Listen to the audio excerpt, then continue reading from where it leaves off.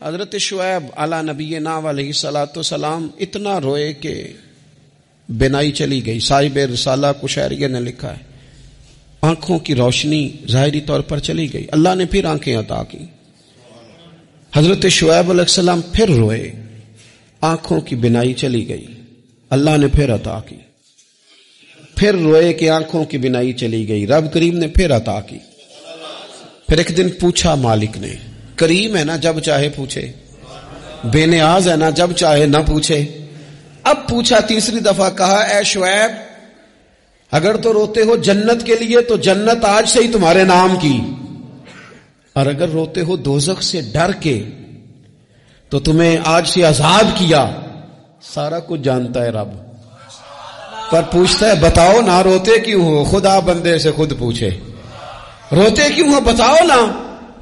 حضرت شعیب پھر رو پڑے, کہنے لگے مالک نہ جنت کی تڑپ نہ دوزخ کا خوف, میں تو تیری ملاقات کے شوق میں روتا ہوں.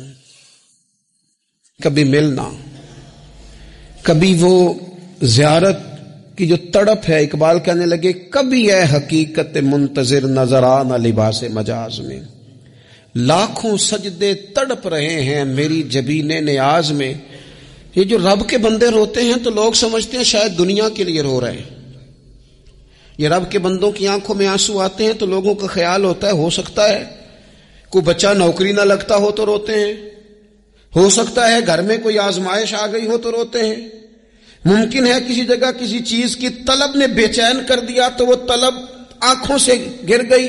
لیکن نہیں, سہ وار چڑی کوٹھے تے میں اتری سہ واری, متاں والے مینو متاں دین دے, ویکھو میری متاں نہیں مت ماری, ہن تے ماہی کول بلا لے تو جتے ہو تے میں ہاری.